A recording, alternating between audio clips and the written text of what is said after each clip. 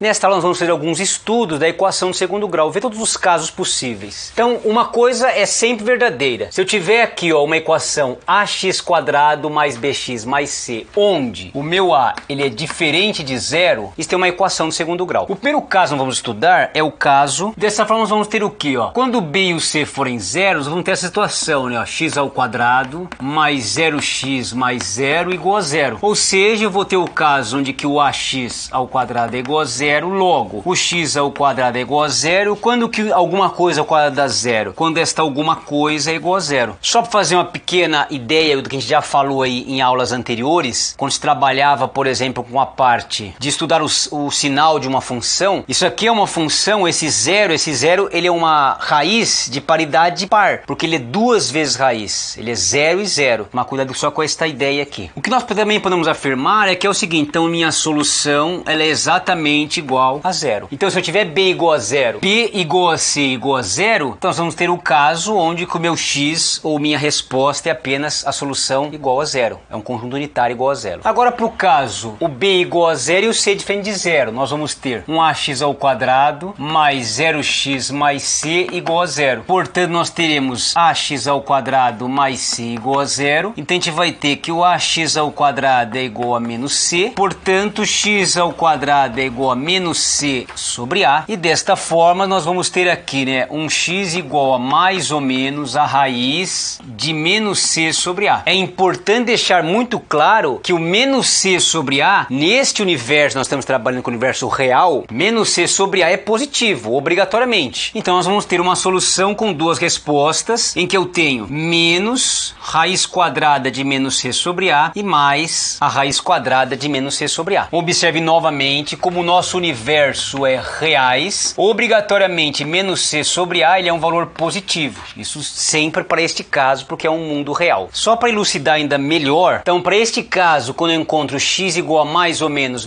c sobre a dentro da raiz quadrada, se porventura meu menos c sobre a for maior ou igual a zero, vai existir a resposta, ela será o raiz quadrada de menos c sobre a e menos a raiz quadrada de menos c sobre a. Se porventura o meu menos c sobre a for menor do que zero, então a solução será vazia. Agora para o caso o c igual a zero e o b diferente de zero, vamos ter o ax² mais bx mais zero igual a zero. Então vai sobrar o que? Ax² mais bx igual a zero. Faço uma fatoração, coloco o x em evidência, vai ficar ax mais b igual a zero. Portanto, temos duas situações, né? Ou o x é igual a zero, ou o ax mais b é igual a zero. Então eu posso dizer que o meu x é igual a zero, ou o a é igual a menos b e passo o a dividindo. Menos b sobre a são nossas duas respostas, nosso x, né? O x é menos b sobre a, ou o x é igual a zero. São duas situações. Portanto, nossa solução ela seria zero e menos b sobre a. São as duas raízes ou polos da minha equação do segundo grau. Então, para o caso onde eu tenho aqui, b diferente de zero e c diferente de zero, eu tenho exatamente a mesma cara, né? Ax² mais bx mais c igual a zero. Então, três formas de resolver. Uma a gente já viu, que é o fatoração. E fatoração podia ser por Steven, por la aspa simple. O que a gente vai ver nesta aula é o Bhaskara, que a gente já fez a prova desta fórmula. E na próxima aula, eu vou mostrar, na verdade, uma tabela de uma situação. E na outra aula, nós vamos fazer o quê? Por soma e produto. Então, são as três ideias que a gente vai trabalhar. Então, aqui vamos pensar, na verdade, tem três casos, né? Tem um caso quando eu tiver um delta maior que zero. O delta maior que zero, o que vai acontecer aqui, A gente vai ter uma situação onde vai existir este número que está aqui dentro, porque esse delta, exatamente esse daqui, ele aqui dentro, meu discriminante, ele vai ser maior que zero, então eu vou ter o b mais e menos aqui. Portanto, eu vou ter duas raízes, então minha solução, ela vai ser menos b menos a raiz do discriminante sobre duas vezes a, e a outra raiz é o menos b mais a raiz do discriminante sobre duas vezes a. Se eu porventura tenho um delta igual a zero, essa parte fica zero, então eu vou ter uma única raiz. A única raiz vai ser, a nossa solução vai ser essa, menos b sobre 2a. E o último caso é quando eu tiver um delta menor do que zero. Se o delta for menor do que zero, aqui nem no mundo real não existem raízes pares negativas, então não vai existir nenhum valor de x ou nenhuma raiz, portanto minha solução é igual a vazio. Então nós temos esses três casos desenvolvidos exatamente para a resposta de equação de segundo grau, quando eu tenho o caso b diferente de zero e C é diferente de zero. Gente, um forte abraço. Falhou!